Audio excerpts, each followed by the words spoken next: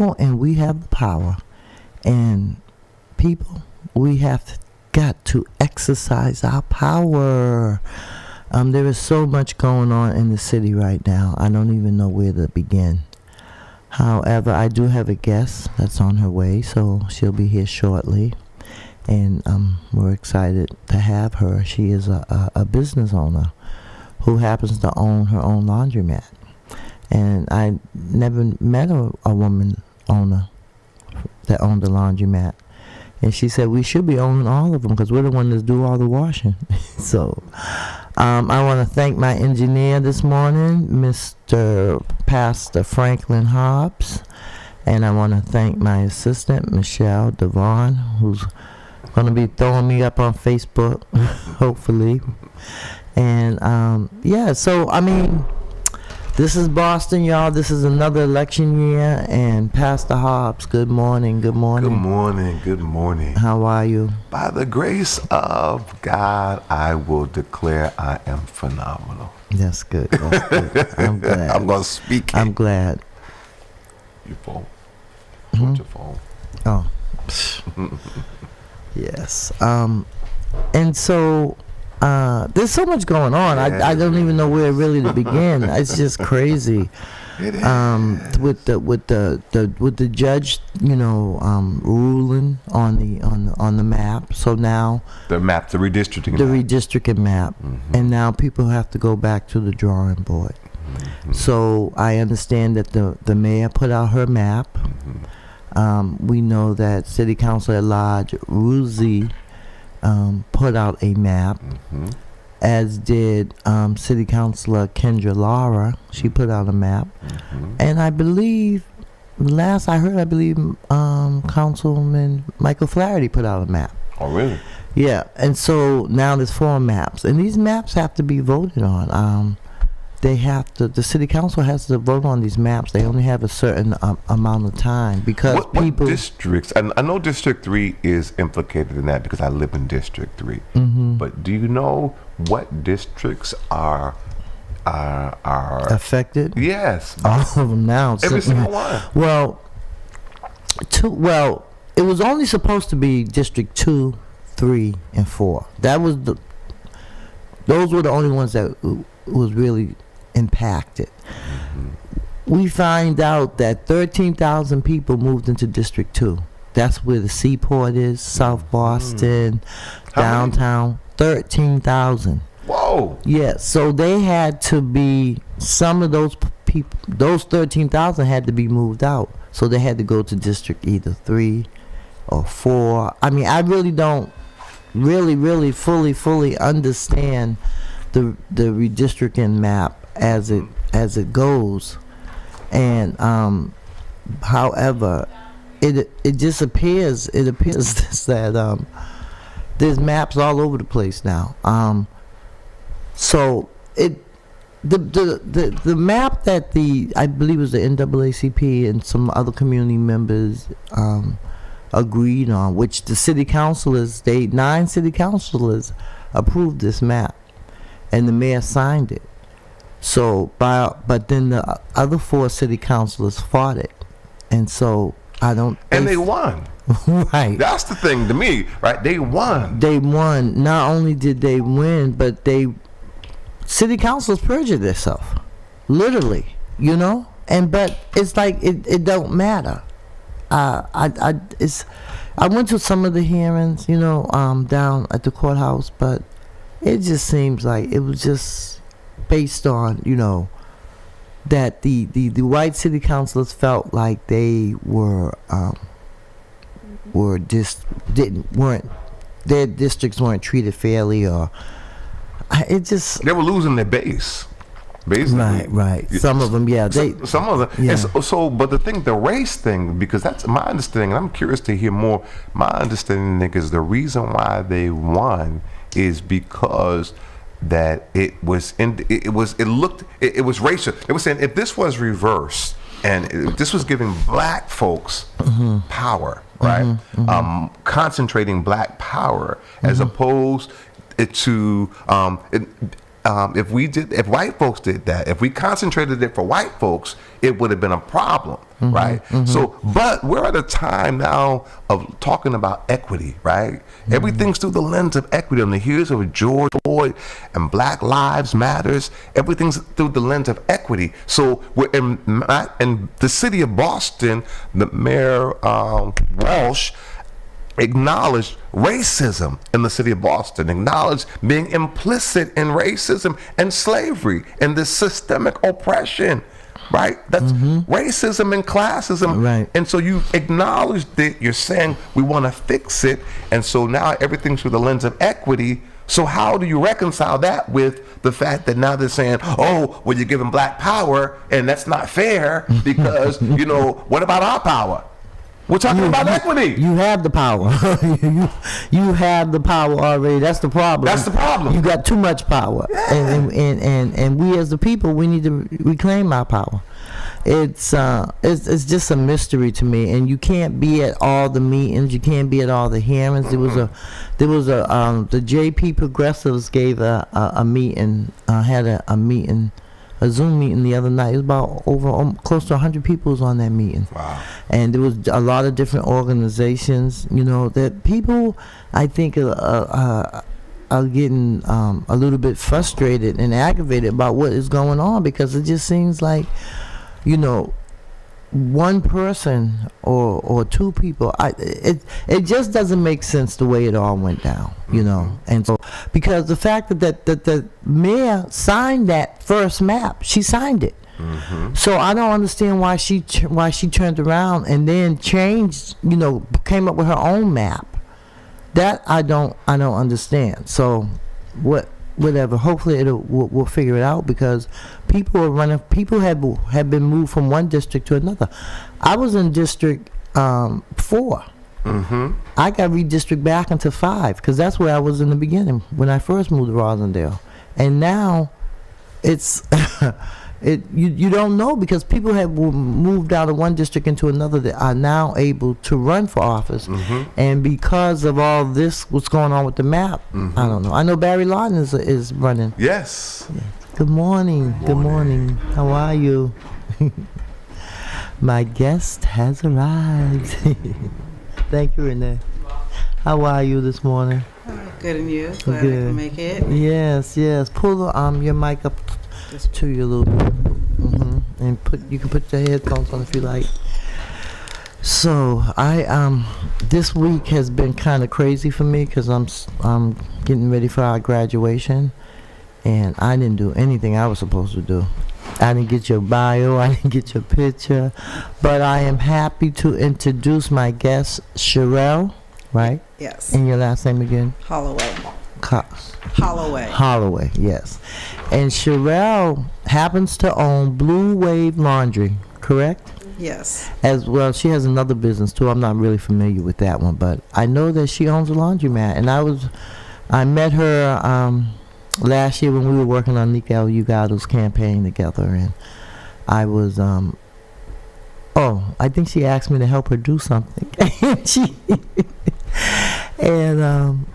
I tried to help as best as I could, but then we reconnected just like past week at Nika's going away party. And so I said, I need you to come on my show. You come on my show and talk about your business, talk about how you got started, and your other things and the work that you do in the community, and where is your laundromat. And so introduce yourself and tell us who you are.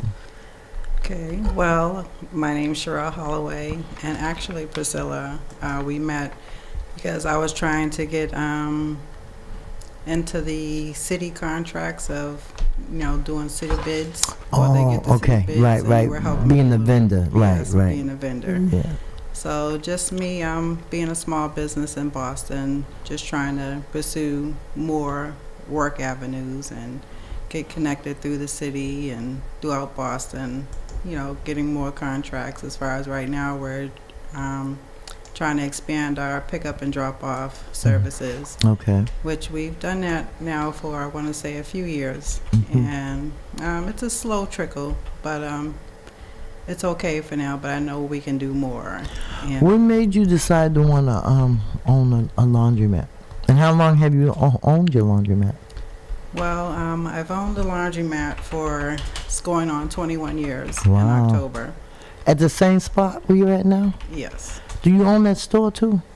Yes, the building next door. Okay, okay.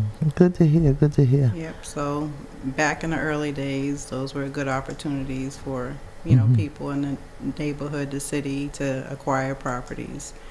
But because I was the abutter to the property Mhm. next to the laundry, I pretty much had first dibs on getting it. It did go, it was one of the properties going up for sale with the city of Boston. Mhm. So I acquired it that way, being for the you. abutter of the Mhm. property, and you know I would be able to supervise it and keep it, Mhm. you know, maintained. And I know a lot of the streets, the city of Boston, they're trying to, you know, have a good look and keep the appearance clean, and you know we take care of our properties and Right. take pride in owning them.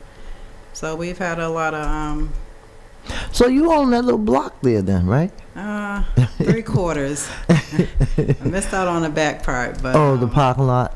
no, there's a little white house in back of us. Oh, okay, okay. So I own 3/4 of that property over there. Well, that's good. That's good. And how is business? How is the laundry business? The business, it's going good. It's holding its own, especially where we're on the main drag, so everybody sees the building Right, right, and the laundromat there, so you can't miss it. right, Or at least right, some people, I think they've said they didn't notice it, but right, when you're right. at that light, you'll Yeah, see the definitely. laundromat. Yeah, that's you are at a good spot, and you got a little bit of parking in the back, so that's really good. So what other do you have another type of business, or do you do other Well, we do property management, so Okay. we do have a few properties? in the Boston areas. Okay, okay. So I'm not a Dorchester to be specific. Well, good. Mhm. That's good. I'm glad because you don't see a lot of women. There's a lot of women in different businesses and things, you know, but I don't know of any other woman that owns a laundromat. There may be, but I don't know. But it's always good to meet people who do different types of work, you know. Yes, and also like you said, as far as being a laundry owner, Mhm. like I said, the city of Boston, they put their property up for sale, and you know, me and my husband were like, oh, what are we gonna do with it? Because at first we was gonna put a smaller laundromat in the building that we have. It's commercial and residential. Mhm. And then I was like, nah, because I knew that was coming up. I said we could do a bigger one. So it's just a entrepreneurial thing that, you know, we were looking into, and what does the neighborhood need? Mhm. You know, as far as you see a lot of the liquor stores or Western Unions. I'm so sick of them check cashing stores. I tell you, every time I go down to Nubian Square, I get frustrated to see that PSL right there where Nubian Notions used to be. You know, it's just Yes. like it's just. I mean, I know that, you know, unfortunately, there's a lot of people that have problems with like bank accounts and things like that, but these check cashing places are just ripping us off, you know. Even if you had like a small bank account somewhere, you know, Yes. and grew it, you know. I'm not advertising any banks, but there are a couple banks that do support and help you with like if you've had like bad credit or bad check writing or whatever, and they'll give you a second chance. Okay. But yeah, there's just too many of them, you know, and they're not, you know, they don't really care. They charge you, you know, a lot of money to cash a check. But then there are some other services that they provide, I guess, that people like, which is, you know, being able to Western Union, of course. They just used to be Western Unions, and all of a sudden they were like check cashing places, you know, and Yes. you could pay your bills there, you know. So that is a convenience that, you know, is good. Yeah, it's a convenience, unfortunately, I think, for what do you call it, the urban neighborhoods, because other than that, with most banks, some of them they do offer the free, checking accounts and stuff. So. Mhm. But with some of them, you have to have, keep a certain amount of money in the bank sometimes. Mhm. Also, with the banking industry, there's so many of them, and they're kind of like just coming invading our neighborhood, like we got the Chase Bank. That's a new bank, Yes. I think Rockland Trust now. Mhm. Well, I like TD Bank. The one thing I like about TD Bank, first of all, I like their customer service, and the second thing I like is that they're open 7 days a week. So, and you don't see a lot of banks that are open 7 days a week. I think they're the only one that I know of. Okay. Yeah. So, but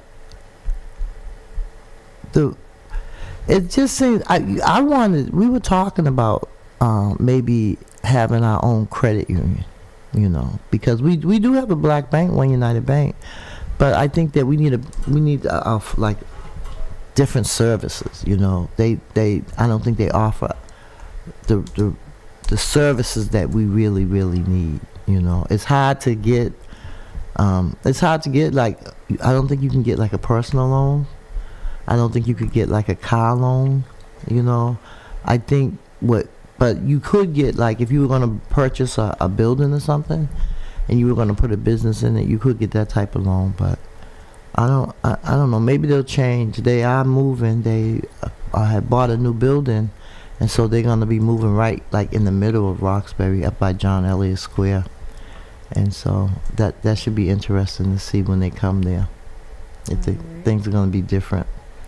I'm not really sure where that square is, but I know right now they're located across from Grove Hall, right? Right. I think they're going to keep that branch. I think they're going to, because they have a branch down. Well, their headquarters is downtown. They're moving their headquarters up to Roxbury. You know where the Timothy School is? I know I've heard of it. Yeah, it's up the square from Nubian Square. It's like up on the hill, I think. Kind of, sort of, yeah. It's where the Thomas Dillaway house is. Yes. In the big white church up in Roxbury, in John Elliott. Yeah, it's over there. They bought the old foreign car shop, and so they're gonna be. I guess they'll be breaking ground soon. So that's interesting. That's just a little tidbit. But yeah, the check cashing places have really kind of like taken over, and so our people, I think it's like financial literacy. Like, some of us don't have the education or know about finances, or, don't know how to write a budget, or, how to start saving money, or, a checking account. Some folks write checks, they ain't got a nickel, dime, or quarter in their account. Yes. Oh, I have to have money in there. Right. Right. But so how do you do? Is it? I'm sure it must be rewarding to be your own boss. That you don't have to, like, answer to nobody, basically. Like. Yeah, definitely. I mean, it has its rewards, and it also has its downsides too, because pretty much you live the life of your business. So if someone's not there, then I always have to be there to be ready to take over. Right. And just be accountable for what's going on for each day, and making sure the needs are met for the customers and things. So, are you looking to purchase more property? Sorry about that, guys. That's okay. It's my diabetes machine. Oh, wow. Let me just do it so to stop interrupting us. Okay. Oh, you have one of those. Mm-hmm. Oh, okay. Praise God. I'm going to a meeting later today so I can learn more about it too. So. Yeah. I know. It just seems like we get it some way, somehow, right? Yes. But God is able. Most definitely. Well, he stopped me at a good time, because I'm definitely a sugar fiend here. Yeah. Between the juices and candy, and so it caught up with me. So those out there, definitely monitor, like low. Me, I was bad every day. Got a bag of candy. Yeah. And some juice. So it's like, nope, it caught up with me. But in a good time. So basically, I changed my diet and everything. So Yeah. no more sugar, no juices, no candy, just like straight water. And of course, they tell me, everything in moderation. You don't have to cut everything, but I'm like, a little nervous. I want to be around for at least another 40, 50 Yeah. years. Hmm? Can I chime in? Sure.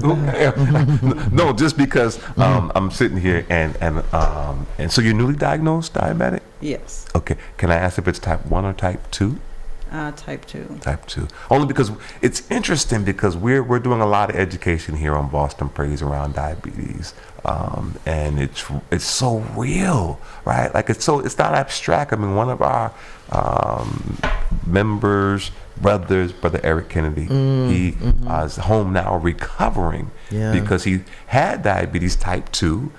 He thought he didn't have it, and we learned that first of all, once you have it, you always have it. It's just how you manage it. Yeah. But he thought he was doing all the right things, but stress was dealing with stress so much that literally drove him to be hospitalized, right? His diabetes was at 330 something. Wow. And His so numbers, wow. it was way up. He developed a spur on one of his toes and an infection underneath that he hadn't eaten for 5 days because toxins had gone through his body to the degree that he ultimately had to have his big toe amputated.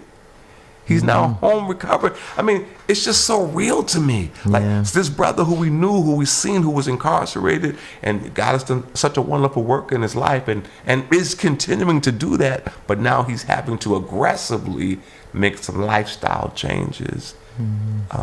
So it's just something that we But can't it's play with. weird though because with Brother Eric, he had lost a lot of weight. Yes. He had changed his eating habits. I'm going to subscribe to some of his Amway stuff. I was doing their drinks and stuff, but they have like healthy stuff, and he said that's what helped him to like lose the weight and maintain it and everything. Yes. And then this happens, like I didn't stress. even know he was diabetic. He didn't either. Yeah, they say stress kills. That's why I'm going to be stress less, okay? Stress less, especially after, it's just, but it's every day. Every day. It's every day work and life that you live. And especially if you care, if you have compassion for people, then you do get stressed. That's my thing. I have to really Lord, I just can't deal with it no more. I'm not going to worry about it. But it's the life. And You it's have to start focusing on you. Yeah, so. self-care. Yeah. Self-care. So definitely, I'm definitely gonna be making some changes. I just need to retire from all this work I'm doing. But I love my people. I love the work that I'm doing. I'm a fighter. I guess I was born a fighter. I'll probably always be a fighter. But I just fight different now. I don't fight with my fists anymore. Yes. I fight with the power of the power of the people, because there's just it's a lot, we have to deal with every day. Our friends and family members are passing away. We're getting older. It's like people that I went to school with now. Like they're gone. And so it's hard for us, but I know that if we continue to believe and trust in God, we'll be all right. I have to believe that, Well, I mean, I'm a living witness. I wrote my book. I look back and wonder how I got over, and then I need to now I have to do the second part. How to get through it, huh? Yeah, I'm still here, still getting over, but there's a lot of things that I do want to write another book. I just haven't. I've had a couple of different titles. I have to start with the title and then I write the book. So, but yeah, this city of Boston is really different. It's changing. It's different, and people can't afford to live here. This is what bothers me so much, is that we cannot afford to live here. If you do not own your own home, or live, or have a Section 8, or have some type of subsidy, you can't live here, because landlords have the right to raise their rent to whatever they want. That's why we need rent control. I mean, it's not fair that someone can come and just raise your rent $400 or $500 at one time. I know it's your property.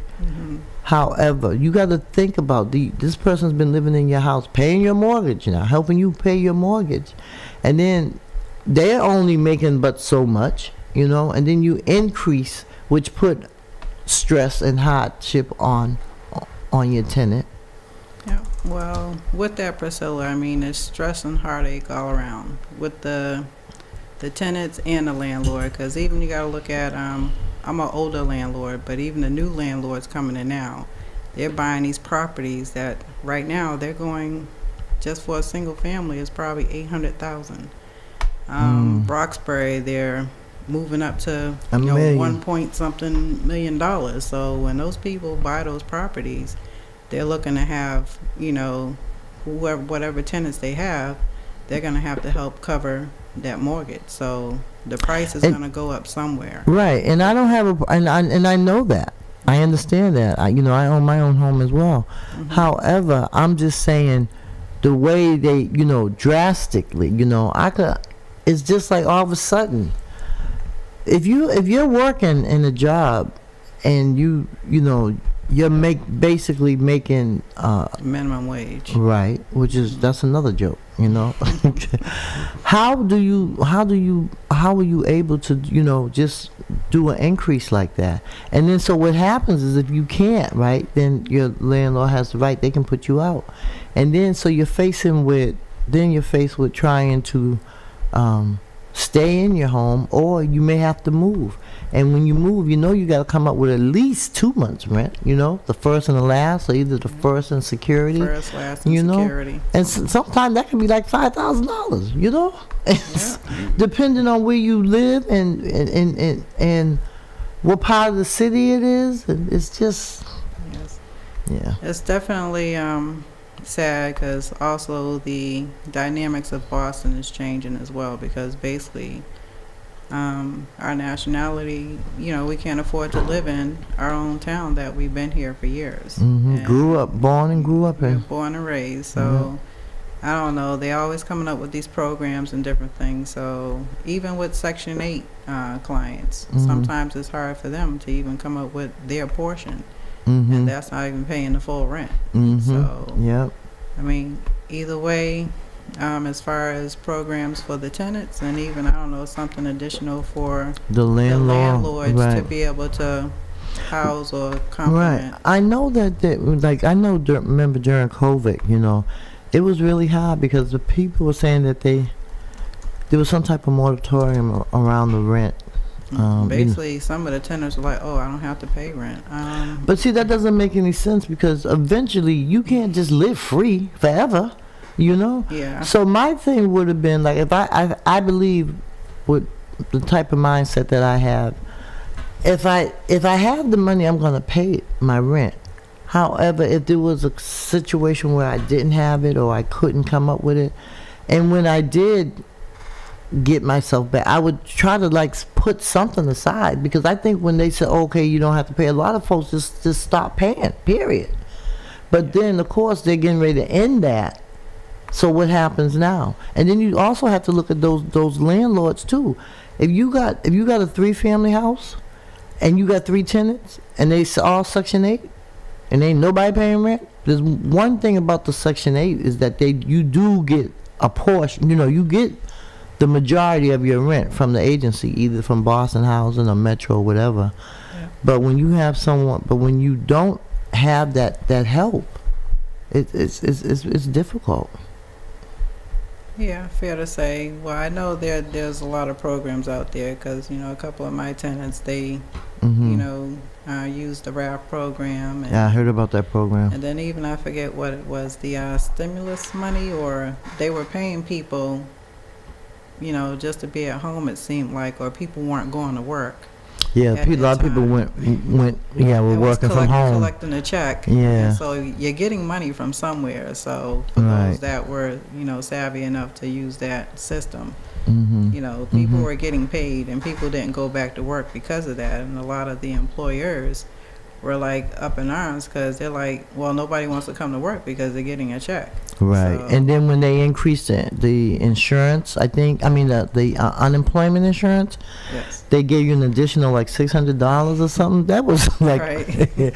that was like crazy, because that's another thing. It's like, oh, well, I'm getting $600 more on unemployment. What am I going to go to work for? Yeah, I'm gonna sit at home enjoying my time off. Exactly. But but I did see people do things positive with it, with the stimulus. Like, I've seen some people open up like their own nonprofits or started their own businesses and stuff, so that part was good. But some of us, it's our mentality, the way some of us think about things, about life, about work, about being an employee as opposed to being an employer.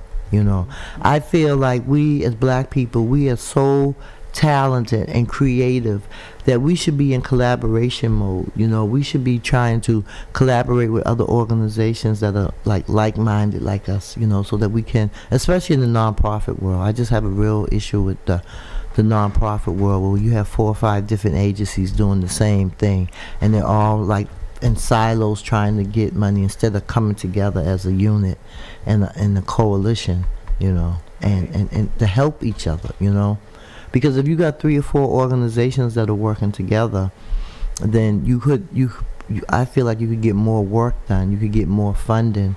You may not need 2 or 3 different HR people, so you could have them do other types of work, I feel like the nonprofit world, it was created to help in social justice issues. However, a lot of it, they don't, a lot of them are just, they're there to get the money and to do what they want to do, and then they pretend, for lack of a better word. I've known organizations that they just use black people. They literally use their plight, and they go and they write grants, and they go and they take pictures and act like they're part of it. It's disgusting how some of them do. Because it's like, what can we do together to help the community Yes. and better the community, especially our youth? Yeah. To give them something to do besides, I don't know, we got a few of the kids riding the mopeds and scooters up and down Blue Hill Ave, and, just being on the corner, just something for them to do, or gear them in a way of what can they look forward to for the future, what's out there besides the city of Boston. Mm-hmm. And just to, get a greater look, there's more than just hanging around, and, These young kids are men. very creative. They have great minds, and they're quick. They do a lot of work. It's just that their brain just is very different. But you gotta be able to steer them in the right direction with their skill sets. Like my program, the Marcus Anthony Hall Educational Institute, that's what I'm trying to do. I'm trying to teach our young folks how to be able to advocate for themselves. Teaching them how to organize, teaching them about civic engagement, what it means to vote. Do you know that, people lost their lives just trying to vote? Yes. And so they don't take it serious. They don't think their vote doesn't count. And I'd for say them to know our history as well. Like, exactly. Here, a lot of my talk shows, they talk about, us knowing our history. Do we know where we come from? Mm-hmm. And, some of the kids is like the sacrifices our ancestors did for us to be here to this point. It's like, do you realize? It's like, no, they don't. They don't understand it. One of my classes I teach. One of the classes we have Professor Jermadari, who is the dean of the Africana Studies at UMass Boston, and it just doesn't make any sense that we don't know our history, because a lot of times if we just listen to our elders and our parents talk, we listen to what they say to us and listen to what they tell us. That's how you get to know your history, or reading. Yes. Reading is fundamental. Definitely. And but our children have so many barriers. Like when COVID hit and our young folks were like learning from school at home, we found out a lot of the kids didn't even like turn on their computers. They didn't. Or if they even had a computer. Exactly. So, yeah. and They. internet service. Yep. All that. Yeah. It was hot and it didn't seem like it got any better. But I do see a lot of young folks doing a lot of good things, you know, and but running City Hall ain't one of them.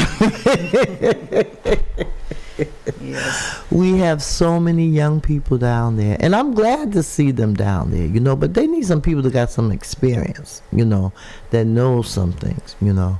Sometimes it's just, I just sit back and wonder, well, why would they do that? And why did they do it that way? You know, I mean, it's rough. Well, hopefully, just to put the word out too, with the city of Boston, we have our schools that are underfunded, undereducated, and it seems that we get more of these charter schools and private programs coming into Boston, and we have lotteries. Only a certain amount of the kids can get in, but you know, our city schools are suffering, and they still need to, you know, get the education and academics, you know, ready for the majority of our schools that are here in Boston, versus moving all these new programs in. Or even if these new programs are here, they should be trying to implement and help the city schools and, you know, uplift them.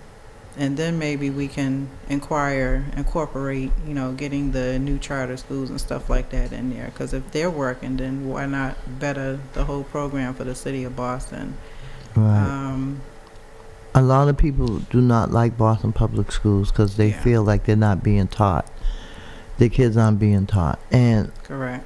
And there's a lot of nonsense going on in the schools as far as fighting and dress codes. Yeah. Just so many avenues, and just, I guess, probably not enough parent input in there. But also, that's another that's a main problem because the parents don't get involved. Well, not necessarily because of that. I mean, they're working; they have to. Well, that's true too. And stuff like that, so they really can't afford to be there. You know, versus the suburban schools. Right, and I would think that somebody would have a friend or a relative that if something was going on and they were working, that they would have someone that could go in their place, you know. Because I know sometimes, you know, kids, they act up. That's just kids. And and you call the parent, and the parent's at work. The parent can't leave work to go see what's going on with Johnny, you know. Yes. So, but I would think that either they would have somebody in school, like an ombudsman, that would, you know, instead of when the kid's acting up, you send them directly to the principal's office. Why couldn't there be an office of, you know, support, an office of help, where if Johnny's acting up, well, why don't you go see Miss Smith today and let her talk to you? It could be that the child didn't have anything to eat for breakfast. He had, you know, rushing to get to school. It could be there was some domestic violence stuff going on. You never know, you know, because these kids, their minds are fast, a lot faster than when we grew up and when we were going to school. So they think totally different. They, you know, you ask them a question, the first thing they do is go to their phone and Google it. You know, so the internet has helped and help and not helped. Yeah, yes. And but you know, I feel like as black people, we've been through so much, and we're still going through so much, and we'll probably continue to go through so much. But if we could just, I feel like if we could just learn how to love one another, how we can learn how to support one another, how we can learn how to forgive one another. That's one of our biggest faults, is that we hold stuff against people, even some of our own relatives, you know, like, you know, you ask somebody about their family member. Oh, I ain't talked to her in 2 years. How you gonna not talk to your family member in 2 years? Your sister, your twin. How you not do that? But it's just it's the mind. Grudges. Yeah, it's sad the whole. Yeah. And like you said, speaking on that, I mean, our children today too, they have to grow up much faster than back in the day. I mean, I think back in the day too, we were like, you know, our own adult, you know, get the key to the house, the parents are working, you go home, do your homework, clean up the dishes, do what you're supposed to do. But now it's like they're pretty much raising themselves. Yeah, the latchkey kids. Latchkey kids. Yeah. Yeah. So the world is just going. Just got to find a way to make it better, or I don't know, to slow things down, or things to catch up with each other as far as, you know, the pay, rent or mortgages. You know, nothing's ever equal or to suffice one or the other. So it's constantly chasing that rabbit. It's like, I don't know if we're ever going to get there or find a solution for just making things be a little bit easier or structural, where we can also have that time to be there for each other and love one another, even our kids, you know, Right. besides, you know, working on life and society of how am I going to, you know, keep the roof over our head and food, you know, on the table. Yeah. So Yeah. it's a never-ending, I don't know, battle. But It is, like it you is. said, you have God in your life. Usually, there's a way. Where there's a will, there's a way, right? It doesn't give us more than we can bear. So. That's right. I heard something, and I don't know where I saw it at. I want to say the band, I'm not for sure. They're supposed to be turning some type of house for homeless in Dorchester. They were, God, I can't remember where I saw it, but it was some house in Dorchester, and they named Dorchester. It was going to be for homeless people. It might have been in the band. I can't remember. I know there was a lot of conversation with regard to over. I think is it Morrissey Boulevard over there? Where You talking about Dorchester City? I don't know, but over where Phillips.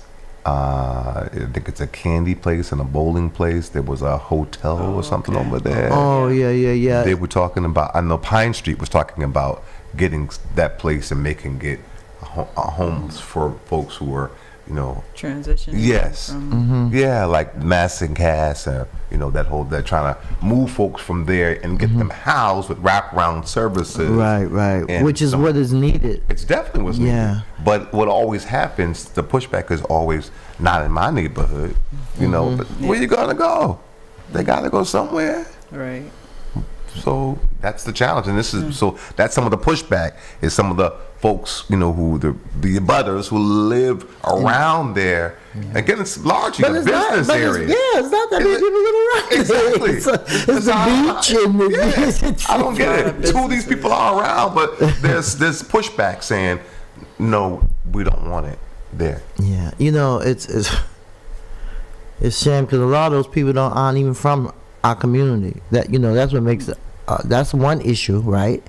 And so they don't want it there, but why not? Why can't people get second chances? You know? I'm for it personally. Yeah, I think it might have been the band I saw it, and I can't remember because that's the only paper I really pick up and read.